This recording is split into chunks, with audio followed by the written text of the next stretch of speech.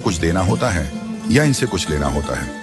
वैसे ही संतान के रूप में हमारा कोई पूर्व जन्म का संबंधी ही आकर जन्म लेता है, जिसे शास्त्रों में 4 प्रकार का बताया गया है। 1. अणानुबंध पुत्र। पूर्व जन्म का कोई ऐसा जीव जिससे आपने ऋण लिया हो या उसका किसी भी प्रकार से धन नष्ट किया हो, वह आपके घर में संतान बनकर जन्म लेगा। वह अपना धन बीमारी में या व्यर्थ के कार्यों में तब तक नष्ट करेगा जब तक उसका पूरा हिसाब न हो जाए। 2. शत्रुपुत्र। पूर्व जन्म का कोई दुश्मन आपसे बदला लेने के लिए आपके घर में संतान बनकर आएगा। बड़ा होने पर वह माता पिता से मारपीट, झगड़ा करेगा या उन्हें सारी जिंदगी किसी न किसी प्रकार से सताता ही रहेगा। वह हमेशा कड़वा बोलकर उनकी बेइज्जती करेगा और उन्हें दुखी रखकर ही खुश होगा। 3.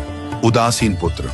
इस प्रकार की संतान न तो माता पिता की सेवा करती है, न ही कोई सुख देती है। वह उन्हें उनके हाल पर मरने के लिए छोड़ देती है। विवाह होने पर यह माता पिता से अलग हो जाते हैं और उनकी चिंता नहीं करते। 4. सेवक पुत्र। पूर्व जन्म में यदि आपने किसी की खूब सेवा की है तो वह अपनी की हुई सेवा का ऋण उतारने के लिए आपकी सेवा करने के लिए पुत्र बनकर आता है। जो बोया है वही तो काटोगे। यदि अपने माता पिता की सेवा की है तो ही आपकी संतान बुढ़ापे में आपकी सेवा करेगी, वरना कोई पानी पिलाने वाला भी पास न होगा। आप यह न समझें कि यह सब बातें केवल मनुष्य पर ही लागू होती हैं। इन 4 प्रकार में कोई भी जीव आ सकता है। यदि आपने किसी गाय की निस्वार्थ भाव से सेवा की है तो वह भी पुत्र या पुत्री बनकर आ सकती है। यदि आपने गाय को स्वार्थवश पालकर उसके दूध देना बंद करने के पश्चात उसे घर से निकाल दिया हो तो वह ऋणानुबंध पुत्र या पुत्री बनकर जन्म लेगी। यदि आपने किसी निर्दोष जीव को सताया है तो वह आपके जीवन में शत्रु बनकर आएगा।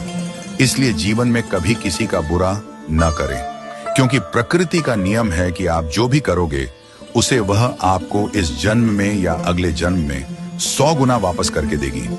यदि आपने किसी को 1 रुपया दिया है तो समझो आपके खाते में 100 रुपया जमा हो गए हैं। यदि आपने किसी का 1 रुपया छीना है तो समझो आपकी जमा राशि से 100 रुपये निकल गए। जरा सोचिए, आप कौन सा धन साथ लेकर आए थे और कितना साथ लेकर जाओगे। जो चले गए वे कितना सोना चांदी साथ ले गए। मरने पर जो सोना चांदी धन दौलत बैंक में पड़ा रह गया, समझो वह व्यर्थ ही कमाया। औलाद अगर अच्छी और लायक है तो उसके लिए कुछ भी छोड़कर जाने की जरूरत नहीं है, वह खुद ही कमा लेगी। और औलाद अगर बिगड़ी या नालायक है तो उसके लिए जितना भी धन छोड़कर जाओ वह चंद दिनों में